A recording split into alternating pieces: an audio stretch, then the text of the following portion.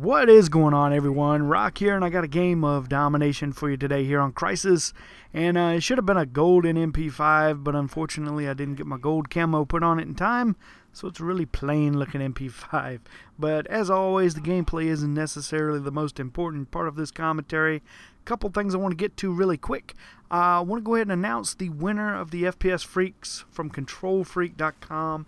It was a very, very tough and difficult choice. There were many comments that I would love to absolutely give a set of FPS Freaks to. Unfortunately, this time I only have one set to give away. Maybe KontrolFreek will be kind enough to send me some more here in the near future for me to give away again. But I did have to pick one single YouTube channel to pick, and it was tough. Like I say, really tough. And over the weekend, my son and I both sat down and went through all the comments.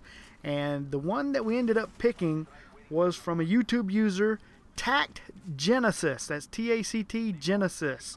And the reason we picked his particular comment was it said, "Hey Rock, I could really use those FPS Freaks. I put down games for a while because I worked my butt off this summer trying to save up money for East Carolina University. Just recently got back on Black Ops and my aim is absolutely atrocious." And the reason I picked that one, and my son was a huge influence in picking that one, was the fact that he put down gaming this summer. He did not play video games. He did not waste his summer away. He got out and worked and earned money to improve himself in the education department. East Carolina University, very good school, and I want you to have these FPS Freaks and enjoy them and do an absolutely great job this fall at university. So congratulations to Tact Genesis. I will be getting your mailing address and shipping you these out as soon as possible. And for those of you that did not win, I'm sorry. I wish I could give every single one of you a set of these. Who knows, maybe in the future KontrolFreek will send me a big box full of them and I can just give a bunch of them away. But now on to the next part that I wanted to mention over the weekend.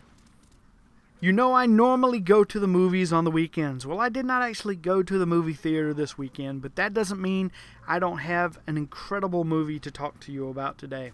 It's a movie that you can actually watch on Netflix if you have it. That is where I watched it. I streamed it over my Xbox on Sunday, I believe it was. And absolutely amazing movie, and it's called Restrepo.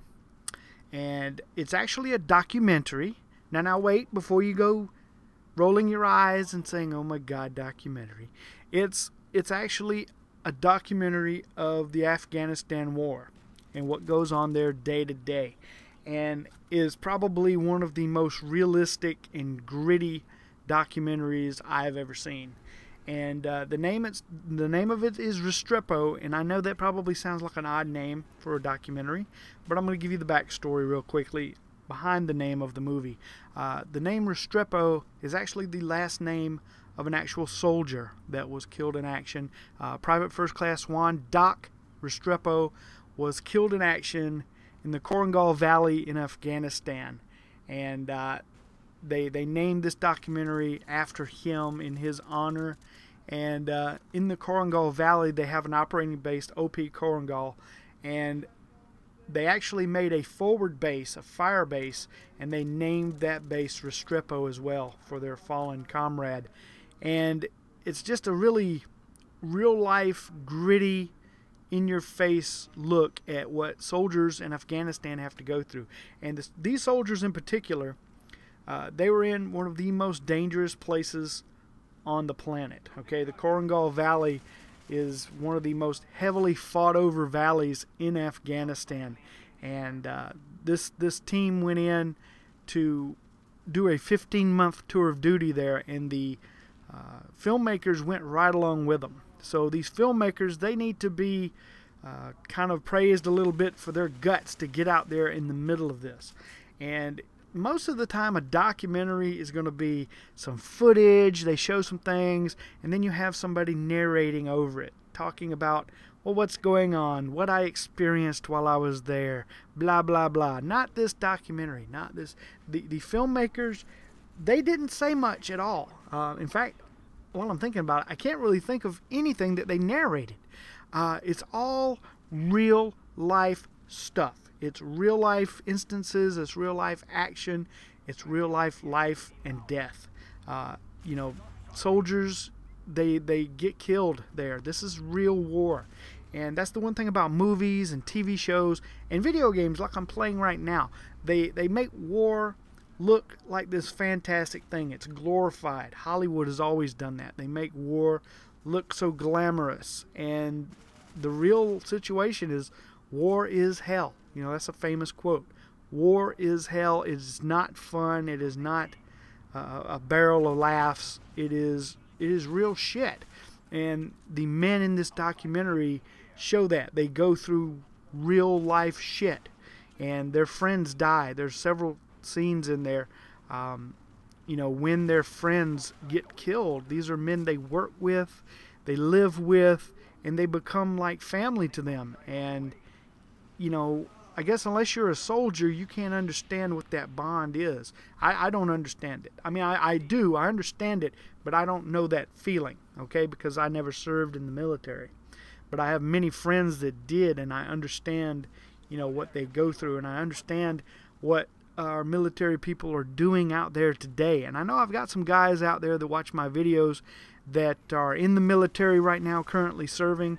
And I know I've got some that are actually in Afghanistan. I've had messages sent to me from them before.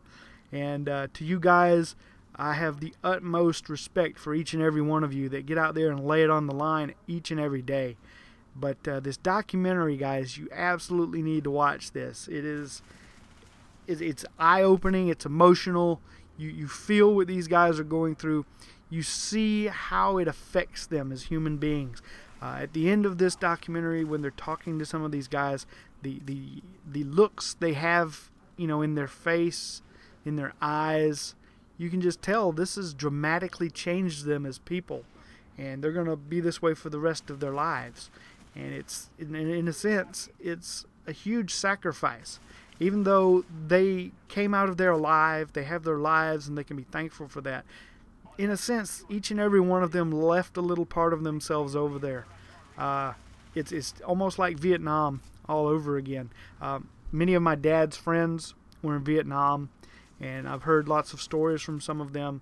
Some of them don't want to talk about some of the things they've seen and did over there, and I can understand that.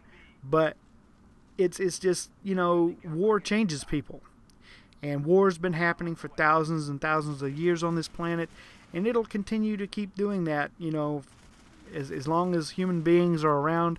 Somebody's going to be at war with someone somewhere over something, and that's just pretty much the way it is. So, you know, this commentary has been kind of heavy and deep, you know, a big departure from what I normally kind of do. I'm trying to get you guys a little, you know, education into the real world out there that a lot of us never see. And this documentary, Restrepo, definitely worth watching. You guys need to check it out. And it will open your eyes a little bit to what war is really all about. It's not necessarily about ghost campers and silenced Galils, you know what I mean? Alright guys, that's going to do it for this one. I do hope you enjoyed it. Check out that movie, and congratulations again to Tac Genesis on winning the FPS Freaks. I will see you guys again really soon. Have a great day, everyone.